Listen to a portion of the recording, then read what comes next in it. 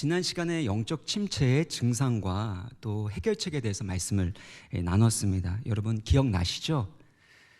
기억 안 나셔도 감사합니다. 왜냐하면 제가 똑같은 설교를 해도 괜찮다는 또 이유가 되기 때문에 5가지를 말씀드렸는데요. 짧게 말씀드리면 두려움과 불안입니다. 12월을 들어서면서 또 한 해를 돌아보면서 감사한 것도 참 많지만 사실 후회와 자책감이 밀려 들어오는 것도 있으실 겁니다. 그리고 내년을 생각하게 될 때 불안해지고 또 두려워지는 것도 있을 건데요. 이 두려움과 불안이 영적 침체와 관련되어 있습니다. 두 번째는 엘리야가 현실을 도피하고 절망을 느끼고 있다는 것입니다.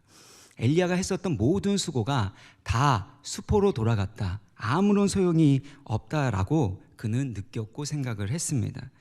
이런 실패감과 허무감에 의해서 그는 삶의 의미, 사역의 의미를 찾을 수 없게 되었습니다. 삶의 의미, 사역의 의미를 잃어버린 것만큼 사실은 크게 위험한 것은 없다고도 말씀드렸습니다. 세 번째는요, 비교의식과 열등감입니다. 네 번째는 피곤하고 무기력하다라는 것이고요. 그리고 5번째는 스스로를 고립시킨다라는 겁니다. 오늘 본문 10절을 보면은요, 엘리야가 대답을 합니다. 읽어보면은요, 특별히 어떻대요? 지금 오직 나만 남았다라고 표현하고 있습니다. 지난 시간에 살펴본 대로 엘리야는 브엘세바까지는 자기의 사환과 함께 갔습니다. 근데 광야를 통과해서 하룻길을 더 들어갈 때는 혼자 들어갑니다.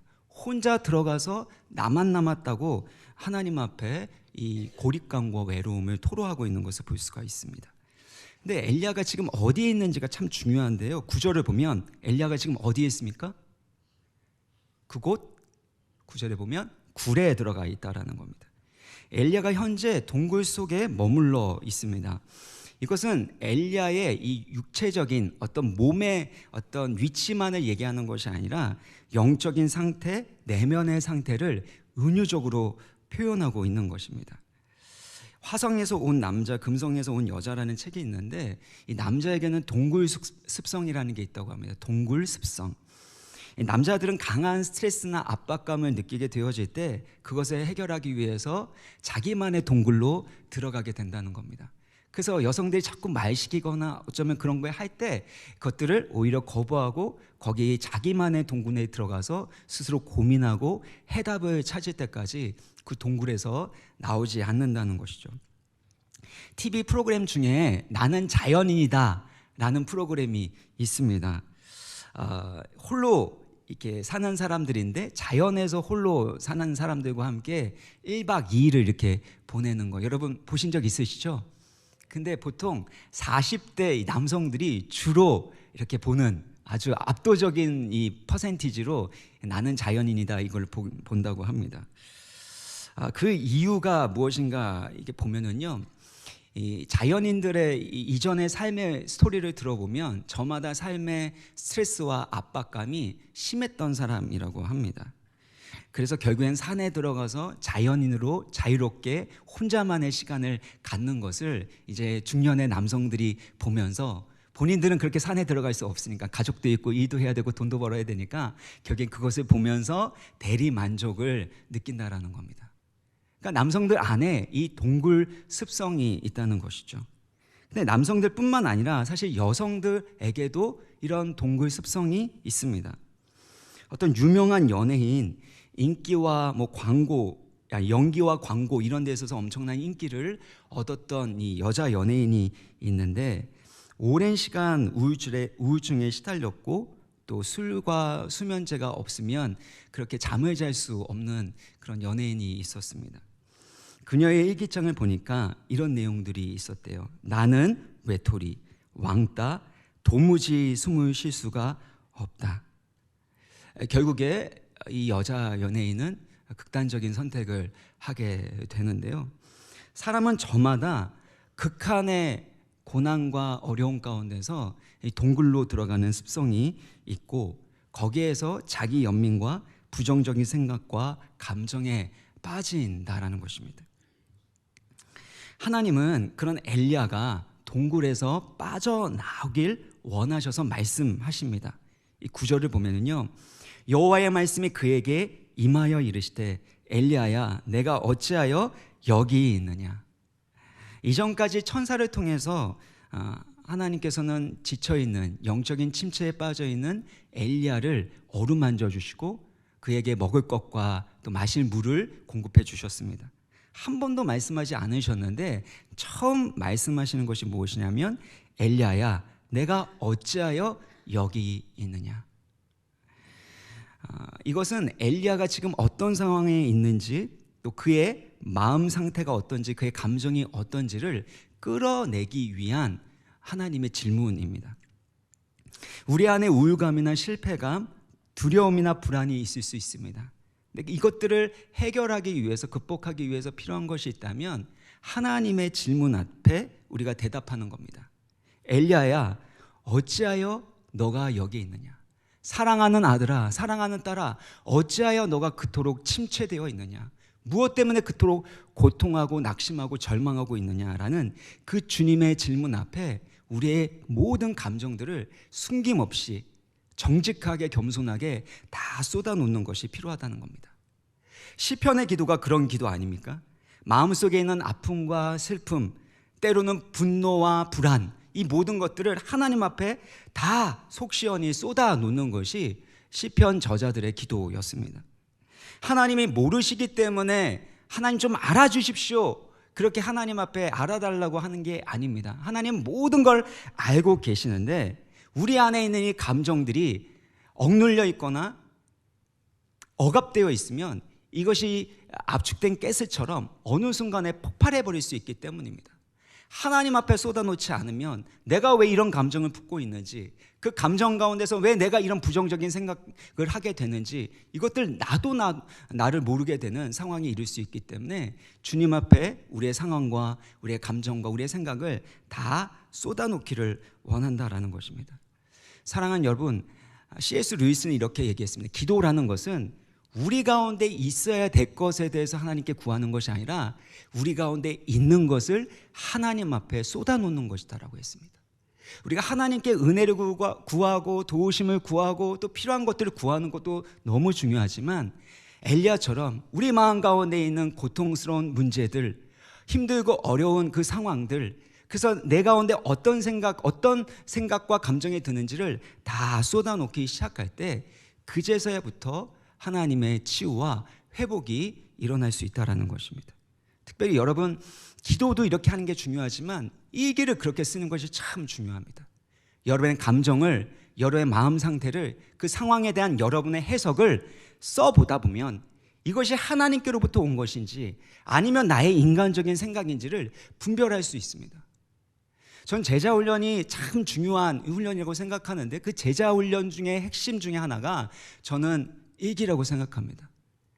저는 일기를 쓰면서 사실 저의 여러 가지 부분의 한계나 저의 약점이나 극복하기 힘들었었던 부분을 극복하게 하셨던 경험이 있었고, 제가 미국에서 공부하면서도 그 부분에 대해서 하나님께서 많이 가르쳐 주셨는데요. 그래서 기도를 통해서, 일기를 통해서 우리의 생각과 우리 가운데 있는 관점이나 우리의 느낌들을 주님 앞에 다 쏟아놓는 것이 너무 중요하다는 것입니다. 근데 10절을 이렇게 다시 한번 보면은요, 이 엘리야의 고백 안에 영적 침체에 빠진 다른 요인들이 나오고 있다는 것입니다. 첫 번째는 현실적인 상황을 보고 인간적인 해석, 또 과장된 해석을 하고 있는 겁니다. 10절을 보시면은요, 그가 대답하되 내가 만군의 하나님 여호와께 열심히 유별하오니 이는 이스라엘 자손이 주의 언약을 버리고 주의 제단을 헐며 칼로 주의 선지자들을 죽였음이 오며 오직 나만 남았거늘 그늘이 내 생명을 찾나이다. 엘리야가 영적 침체에 빠진 주된 요인이 있는데요, 이것은 단순하게 이세벨에게 죽임을 당할까 봐 두려워서 한 것이 아닙니다. 여기에 고백 보면은요, 이세벨에 대한 내용이 있습니까 없습니까? 나오지 않습니다. 이세벨이 그를 위협했던 것들, 또 여러 가지 죽이겠다고 했던 것들이 두려운 가운데도 있었지만 사실 엘리야의 초점은 이세벨에게 있는 것이 아니라 그 이세벨에 의해서 이러지도 못하고 저러지도 못하는 그 이스라엘 백성들의 그 상태, 변화된 것 같았지만 다시금 옛날로 돌아가고 있는 그 이스라엘 백성들의 그 상태 때문에 절망하고 있는 것입니다. 하나님께서 3년 6개월 동안 가뭄과 기근을 내리셨습니다. 결국엔 하나님께서 여호와의 그 불이 떨어지는 것을 이스라엘에게 보여주셨고, 바알 숭배가 헛된 것이고 거짓된 것을 만방에 드러내셨습니다. 또 하나님께 기도했더니 하늘에서 이 비가 내리게 돼서 다시금 생명이 살아나는 역사가 일어났는데, 결국엔 생명의 근원 되시는 분, 비를 내려주시는 분이 바로 여호와 하나님이라는 것을 이스라엘 백성들에게 다 확실하게 증거를 했습니다. 그래서 여호와 그는 하나님이다 그렇게 고백했지만 이세벨이 또 다시 한마디 하게 되니까 옛날의 모습으로 돌아가게 되고 우왕좌왕하는 그 모습을 보이면서 이스라엘 백성들은 절대 변하지 않는구나, 절대 이 현실은 바뀌지 않는구나 라고 생각하면서 삶의 의미, 사역의 의미를 잃어버렸던 것입니다. 그래서 이제는 다 끝났고 주여 이제는 내가 살 소망이 없습니다, 차라리 나를 죽여주십시오, 이렇게 주님 앞에 기도하고 있는 것을 볼 수가 있어요. 엘리야의 이 현실적인 분석 맞습니까? 틀립니까? 어느 정도는 맞습니다. 그런데 전부가 아니라라는 겁니다. 여기 보면 이스라엘 자손이 주의 언약을 버리고 주의 제단을 헐며 칼로 주의 선지자를 죽였으며며. 근데 사실 18장 4절을 보면요, 자막은 준비되지 않았지만 18장 4절을 보면 누가 죽였어요? 이세벨이 여호와의 선지자들을 멸할 때라고 했습니다. 성경은 분명하게 이세벨이 여호와의 선지자를 죽였다라고 하고 있는데, 엘리야는 누가 죽였다 그래요? 이스라엘 자손이 죽였다라는 겁니다.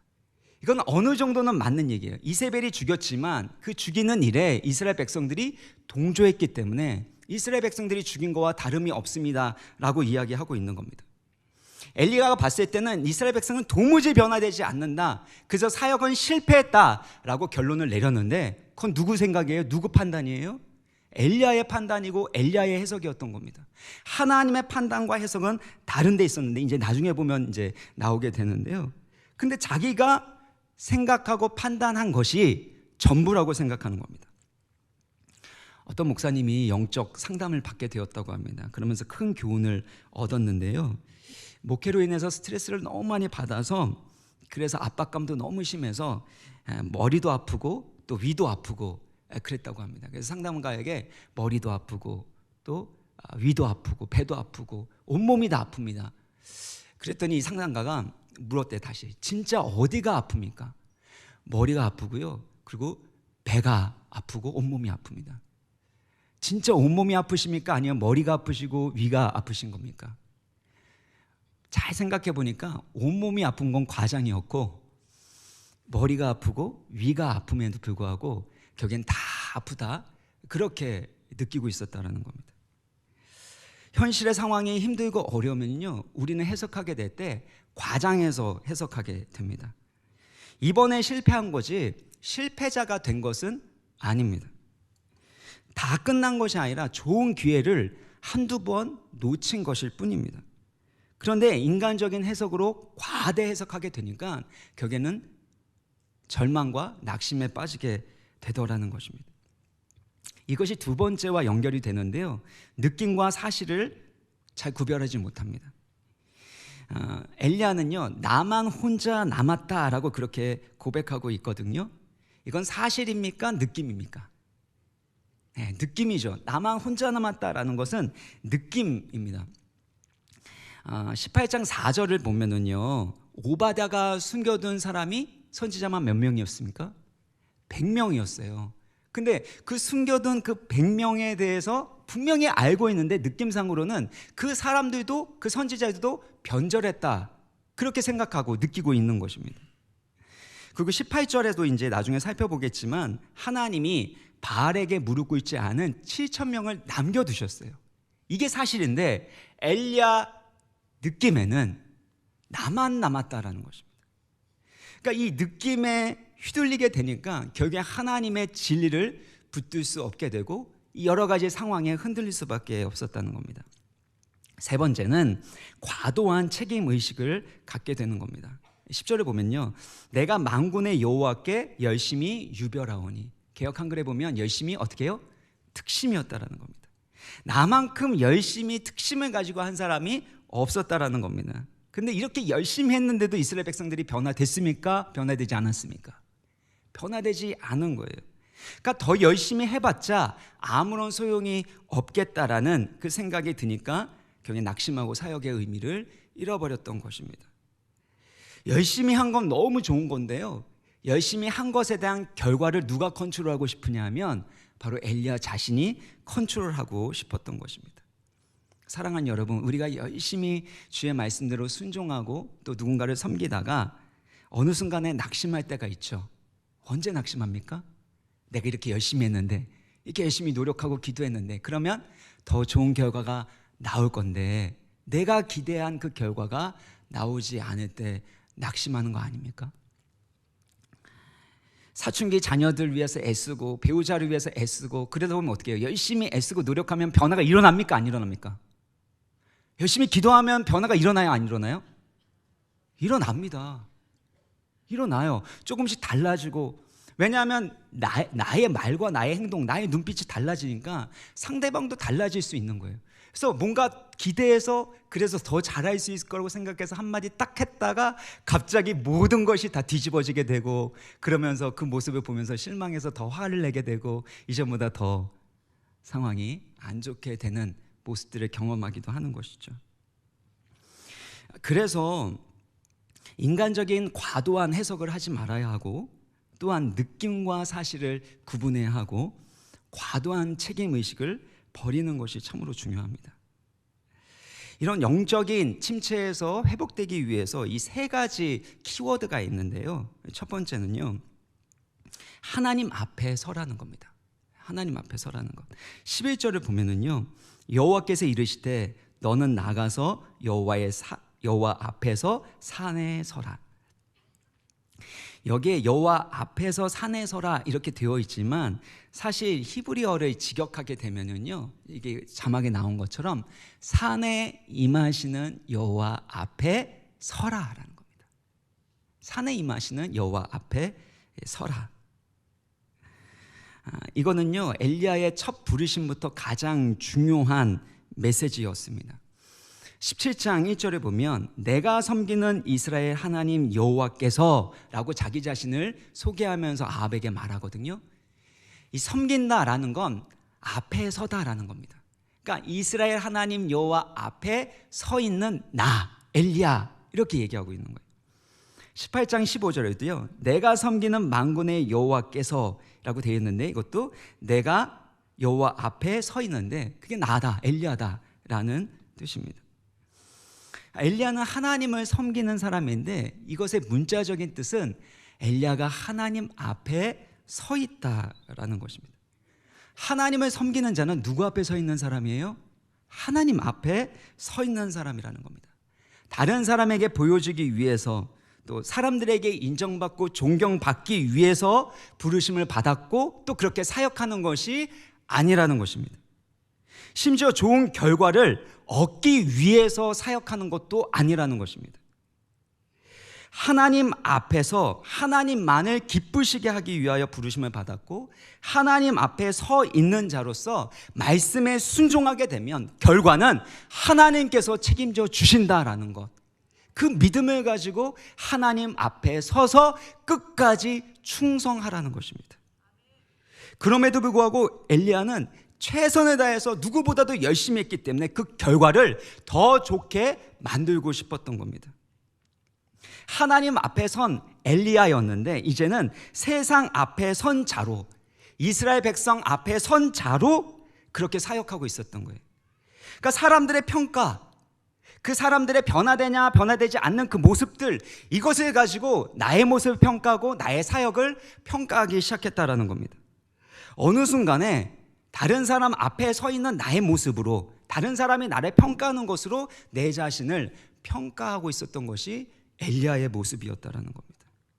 그러니까 엘리야는 열심히 사역하면서 어느 순간에 어떻게 돼요? 하나님 앞에 선 섬기는 자로 사역한 것이 아니라 바로 사람 앞에, 아니면 자기 자신 앞에 있는 엘리야로 사역했다라는 겁니다.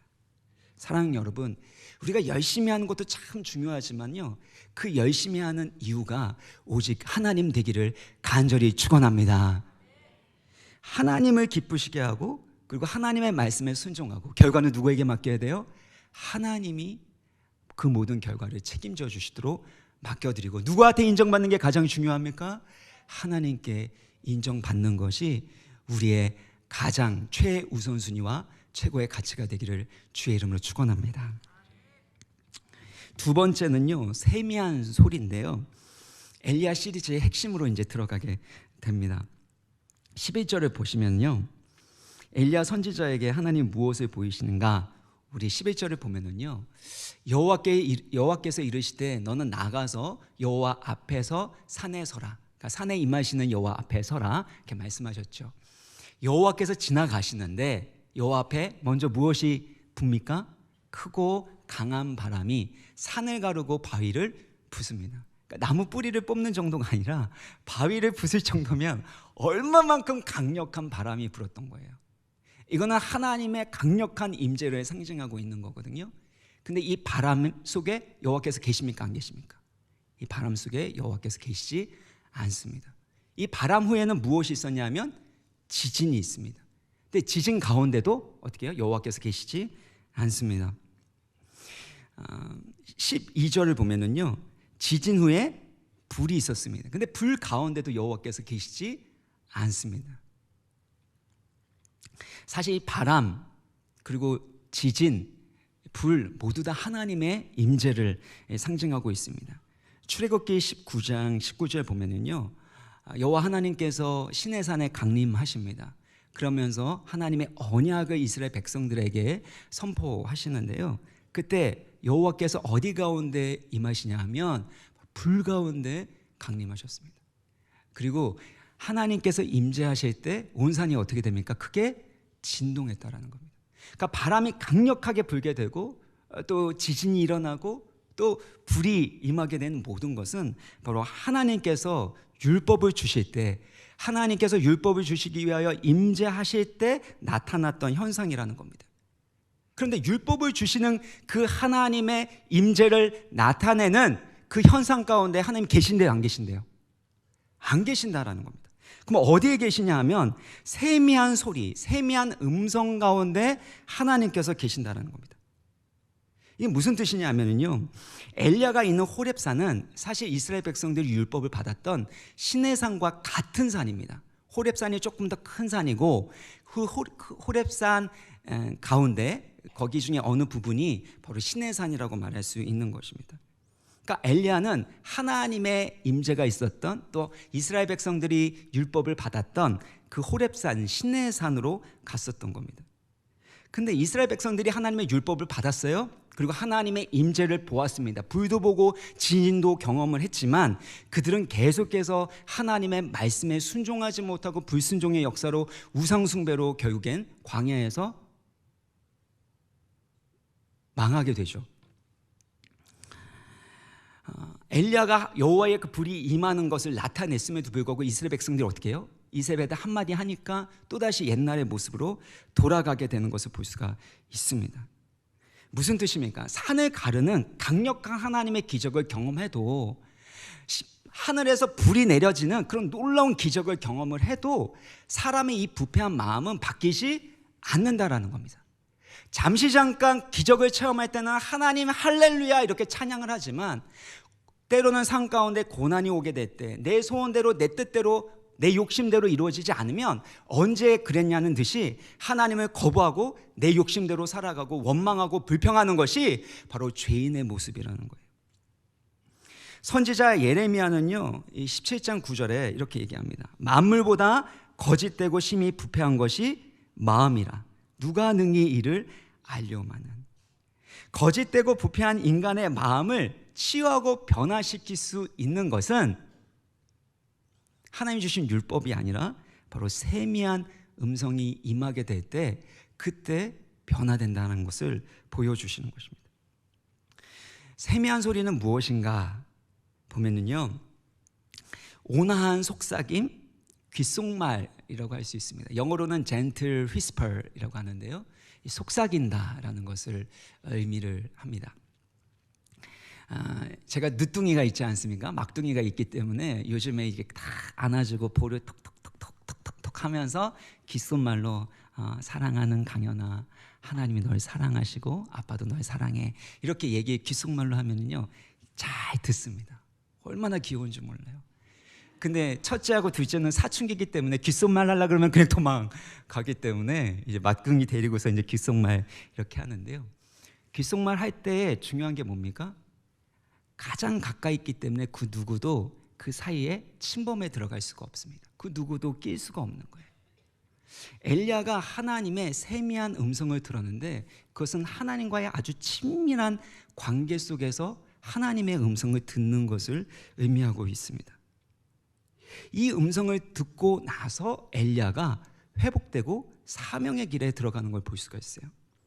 재미있는 것은요, 13절 보면 엘리야가 듣고 겉옷으로 얼굴을 가립니다. 왜냐하면 여호와의 영광이 임하게 됐으니까. 그래서 굴 어귀에 섰는데 그때 뭐가 임하게 되죠? 13절 보면 뭐가 임하죠? 소리인데요, 이것은 보이스, 음성, 세미한 음성을 말하고 있습니다. 세미한 음성이 임하는데요, 뭐라고 질문하시죠? 엘리야야, 내가 어찌하여 여기 있느냐? 이 질문 어디서 많이 보지 않았습니까? 9절에 똑같이 하나님께서 하신 질문입니다. 그랬더니 엘리야가 어떻게 했냐면 14절 보세요. 대답을 하는데요, 그 대답 어디서 또 많이 봤죠? 어디 있는 거죠? 10절이에요. 똑같아요. 그러니까 이게 카피 앤 페이스트, 복붙이라고 하죠. 복사해서 붙인 것처럼 질문과 답이 똑같아요. 그런데 행동은 다릅니다. 15절을 보면요, 이후부터 보면 엘리야가 다시 일어나서 사명의 길을 걸어가는 모습을 볼 수가 있어요. 왜 이렇게 결과가 다를까요? 똑같은 질문을 했고 똑같은 답을 했는데 그 이유는 세미한 소리, 세미한 음성이 바로 엘리야에게 임했기 때문이라는 것입니다. 첫 번째 말씀을 들었을 때는요, 정말 어떻게 보면 그냥 들은 말씀이죠. 그래서 본인 안에 있는 감정들, 힘들고 어려운 것들, 상황에 대한 해석들을 그냥 하나님 앞에 토로한 겁니다. 근데 두 번째 하나님의 말씀이, 음성이 들릴 때는 세미한 음성이 그 안에 임한 거예요. 그래서 하나님 앞에 자신 가운데 있는 고통들, 이 상황의 어려움들, 본인이 했었던 사역의 결과들, 이것들을 쏟아놓게 되어질 때 그때 영적 침체에 빠지게 됐었던 그 요인들과 그 뿌리들이 뿌리채 뽑혀지는, 뽑아서 사라지게 되는 하나님의 역사, 성령의 역사를 체험하게 된 것이라는 겁니다. 그래서 사람이 변화된다는 건 이 눈으로 보이는 그런 기적적인 불이나 지진이나 이런 것들로 인해서 사람이 변화되는 것이 아니라 바로 세미한 음성이 임하게 될 때 변화되는 것을 보여주는 거죠. 이스라엘 백성들만큼 광야에서 기적을 경험한 사람들이 있습니까? 만나, 매일 기적과 같은 만나를 경험했었고 불기둥과 구름기둥, 하나님의 영광과 임재를 상징하는 것을 보면서 날마다 살아갔고 그 인도하심을 받았습니다. 반석에서 생수가 터져나오게 되는 기적도 경험하게 되었지만 그들은 변화되지 않았어요. 왜요? 그들 가운데 세미한 음성이 임하지 않았기 때문이라는 거예요. 이 세미한 음성은 무엇을 의미하냐면 성령의 음성을 의미합니다. 새 언약을 의미하는 것이죠. 예레미야서 31장 32절 보면은요, 하나님께서 이스라엘 백성들과 언약을 맺으십니다. 시내산에서, 호렙산에서 바로 이스라엘 백성과 언약을 맺었는데 그 맺은 언약을 이스라엘 백성들이 어떻게 합니까? 그들이 내 언약을 깨뜨렸다라는 겁니다. 옛 언약, 시내산의 언약은요, 하나님의 성품과 하나님의 거룩한 뜻을 담고 있는 거룩하고 의롭고 선한 것입니다. 그래서 로마서 7장에 보면 사도 바울도 율법은 선하고 거룩하고 의로운 것이다, 그렇게 표현하고 있습니다. 문제는 뭐냐면 옛 언약이, 이 율법이 아무리 의롭고 선하다고 할지라도 이것은 우리 안에 있는 게 아니라 밖에 있는 거예요. 하나님께서 율법을 주실 때, 십계명을 주실 때 어디에 기록하셨어요? 돌판에 기록하셨습니다. 그리고 또 구약 성경 같은 건 어디입니까? 결국엔 기록된 이 문서 안에 기록된 것이기 때문에 바깥에 있는 아무리 거룩하고 의롭고 선한 것이라고 할지라도 이것은 우리 안에 있지 않기 때문에 이 말씀대로 살아갈 수 있는 힘이 없다라는 것입니다. 그래서 하나님께서는 예레미야서 31장 33절 보면은요, 이제는 새로운 언약을 맺을 건데, 우리 같이 한번 읽겠습니다. 시작. 그러나 그날 후에 내가 이스라엘 집과 맺을 언약은 이러하니 곧 내가 나의 법을 그들의 속에 두며 그들의 마음에 기록하여 여호와의 말씀이니라. 하나님께서 맺으실 새 언약의 특성이 무엇입니까? 하나님의 법이 예전에는 돌판에 기록되어 있었어요. 사람 마음 바깥에 기록되어 있었습니다. 근데 이제 새 언약은 어떻게 된대요? 그 법을 우리 속에 두고 우리의 마음판에 기록하신다라는 겁니다. 이게 바로 성령 하나님께서 우리 가운데 내주하셔서 하나님의 진리를 깨닫게 하여 주시고 그 말씀을 갈망하고 소원하고 사랑하고 이제는 그 말씀대로 행하고자 하는 갈망이 있을 뿐만 아니라 그 말씀을 행할 힘을 성령으로부터 받게 될 것을 말씀하고 있는 것입니다. 그래서 우리는 새 언약의 시대에 살고 있는 것이에요. 고린도후서 3장 3절 보면은요, 너희는 우리로 말미암아 나타난 그리스도의 편지니 이는 먹으로 쓴 것이 아니요, 그냥 인간이 사는 이런 펜으로 먹으로 쓴 것이 아니라 무엇을 쓴 거래요? 오직 살아계신 하나님의 영으로 하나님의 말씀의 진리를 우리 안에 기록하셨다라는 겁니다. 돌판에 쓴 것이 아니라 오직 육의 마음판에 쓴 것이라는 겁니다. 고린도후서 3장 6절을 보시겠어요? 우리 같이 한번 읽겠습니다. 시작. 그가 또한 우리를 새 언약의 일꾼이 되기에 만족하게 율법의 조문으로 하지 아니하고 오직 영으로 함이니 율법 조문은 죽이는 것이요 영은 살리는 것이니라.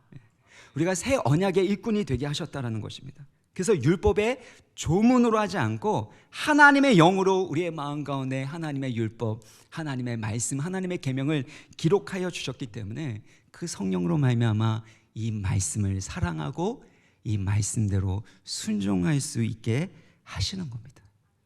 그래서 우리가 아무리 애쓰고 노력해도 안 되는 그 부분들이 결국에는 하나님의 은혜의 역사, 성령의 역사로 가능하게 되는 것입니다. 여러분, 하나님의 은혜가 무엇입니까? 하나님의 은혜가 결국에 하나님의 말씀대로 순종하게 만드는 것이죠. 그런데 이 하나님의 은혜의 역사는 사실 성령의 역사이기 때문에 하나님의 말씀이 우리 가운데 기록된 거예요. 우리의 마음 가운데 새겨진 거예요. 그렇기 때문에 이제는 그 말씀대로 살아가지 않을 수가 없는 것입니다. 때로는 우리 가운데 육체의 정욕이 일어날 때가 있습니다. 때로는 옛사람의 습관이 남아있는 것도 있어요. 그렇지만 이제는 성령께서 우리의 마음 가운데 하나님의 계명을 기록하여 주셨기 때문에 새로운 그 갈망을 심겨주셨기 때문에 그 말씀대로 살아가지 않을 수가 없게 되는 것이죠. 그 말씀대로 살아가지 않을 수 없도록 만드시는 성령의 역사로 말미암아 그게 점점 그 하나님의 말씀대로 순종하게 되고 하나님의 성품을 닮아가게 하신다라는 겁니다. 이게 새 언약의 은혜입니다. 사랑하는 여러분, 우리는 새 언약의 시대에 살고 있습니다. 그래서 하나님께서 우리 가운데 일하고 계시는 거죠. 빌립보서 2장 13절 우리 같이 한번 읽어보겠습니다. 시작. 너희 안에 행하시는 이는 하나님이시니 자기의 기쁘신 뜻을 위하여 너희에게 소원을 두고 행하게 하시나니. 여기에서 소원을 둔다라는 것은요, 바로 의지와 디자이어, 갈망, 원하는 마음을 주신다라는 겁니다. 뿐만 아니라 어떻게 해요? 행하게 하신다는 건 행할 능력을 주신다는 겁니다. 바로 하나님께서 우리 안에 성령으로 일하고 계시기 때문에, 행하고 계시기 때문에 이제는 하나님의 뜻대로 순종하고 아름다운 생명의 열매, 성령의 열매를 맺을 수 있는 줄 믿습니다. 그러므로 변화는 신비한 체험이나 어떤 기적을 경험하는 데 있지 않다라는 겁니다. 성령님의 세미한 음성을 듣고 그 성령님과 친밀한 사귐을 나누게 되어질 때 그때 변화되는 거예요. 그래서 성령님을 보혜사라고 표현하잖아요. 보혜사라는 건 헬라어로는 파라클레이토스라는 건데요. 이 파라클레이토스, 보혜사라는 것을 변호자, 위로자라고 번역할 수도 있지만 어느 신학자는 이 보혜사를 이렇게 표현합니다. 우리 안에 내주하셔서 우리에게 속삭이시고 말씀하시는 분이 보혜사 성령님입니다. 세미한 음성을 들려주시는 분이 바로 보혜사 성령님이라는 것입니다. 그래서 우리가 성령님과 함께 동행하게 될 때 육체의 욕심을 이루지 않고 성령의 열매를 맺을 수 있다고 사도 바울이 말하고 있는 겁니다. 갈라디아서 5장 16절 보면 우리 같이 한번 읽겠습니다. 시작. 내가 이루노니 너희는 성령을 따라 행하라. 그리하면 육체의 욕심을 이루지 아니하리라. 우리가 육체의 욕심을 이루지 않는 비결이 있대요. 무엇을 따라 행하면? 성령을 따라 행하게 되면, 성령님과 함께 동행하게 되면 육체의 욕심을 이루지 않는다는 겁니다. 근데 육체의 욕심을 이루는 데 있어서 가장 주된 원인이 뭐죠? 육체가 그걸 원하고 있는 거죠. 갈망하고 있고 원하고 있는 거죠. 의지로 아무리 누리려고 하고 죽이려고 해도 안 되는 겁니다. 왜냐하면 우리가 육체의 소욕을 원하고 있고 갈망하고 있기 때문에. 근데 성령을 따라 행하면 육체의 욕심을 이루지 않는데요. 무슨 의미입니까? 우리가 성령님과 친밀한 사귐을 나누게 되면 우리가 원하고 갈망하는 것이 달라진다는 것입니다. 우리가 사랑하는 대상이 달라지기 시작한다는 겁니다. 사실 우리가 아무리 하나님의 뜻대로 순종하려고 합니다. 희생하려고 하고 양보하려고 합니다. 포기하려고 해도 안 돼요. 왜냐하면 하나님보다 더 사랑하고 갈망하는 것이 있으면 의지력을 가지고 아무리 노력해도 안 됩니다. 그래서 성경에서 뭐라고 하냐면 우상이라고 합니다. 그러니까 그 우상이 불태워지면, 성령의 불로 불태워지면 일어나는 현상이 뭐냐면 하나님보다 더 사랑했었던 것들을 이제는 버릴 수 있고 하나님의 뜻을 가장 원하고 하나님을 가장 사랑할 수 있게 되는 겁니다. 이게 성령의 역사하심이에요. 그래서 성령을 따라 행하게 되면 우리가 원하는 것이 달라지게 되고 이제는 하나님의 뜻대로 살아갈 수 있는 능력을 얻게 됩니다. 그러면 성령의 열매가 맺혀지는 거예요. 갈라디아서 5장 22절 23절 보면은요, 성령의 열매 9가지에 대해서 말씀하고 있죠. 우리는 많은 경우에 성령의 열매를 맺기 위해서 열심히 애쓰고 노력합니다. 그래서 어떤 수련회 가면 청년들은 누구에게 이 성령의 열매가 있는지 그 열매를 이렇게 써가지고 이 사람에게는 이런 열매가 있어, 하랑을 붙여주고, 이분은 좀 많이 기뻐하는 것 같고 항상 밝으니까 이 희락을, 기쁨을 붙여주고, 어떤 분은 이게 절제 이렇게 붙여주는데요, 열매를 맺기 위해서 노력하라는 메시지가 여기 있지 않습니다. 열매는요, 맺기 위해서 노력하는 게 아니라 성령을 따라 행하면 성령의 열매가 맺혀진다는 거예요. 포도나무가 열매 맺기 위해서 막 애써요. 막 땀 흘리면서 막 열심히 돌아다니면서 한다고 열매 맺는 게 아니죠. 포도나무는 그냥 건강하면, 그리고 포도나무 대신 주님께 붙어 있으면, 가지가 붙어 있으면 열매 맺을 수 있는 것처럼 우리가 새 언약의 영이신 성령을 따라 행하면 성령의 열매가 맺혀지지 않을 수가 없다라는 겁니다. 그래서 뭐라고 표현합니까? 이 같은 것을 금지할 법이 없다는 거예요. 성령을 따라 살아가는 사람에게 이 열매가 맺혀지지 않도록 막을 것은 아무것도 없다라는 겁니다.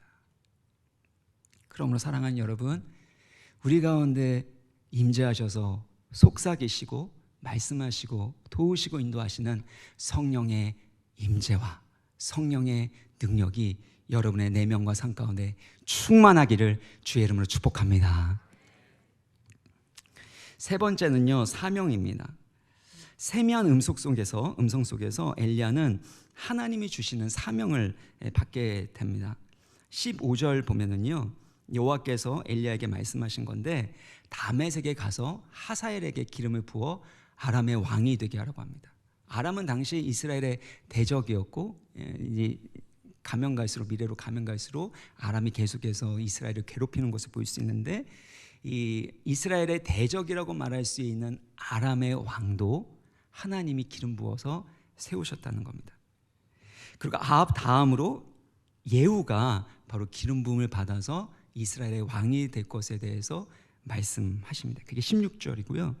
그리고 엘리야를 대신하여 엘리사에게 기름을 부어서 바로 새로운 선지자를 하나님께서 세우시는 것을 볼 수가 있습니다.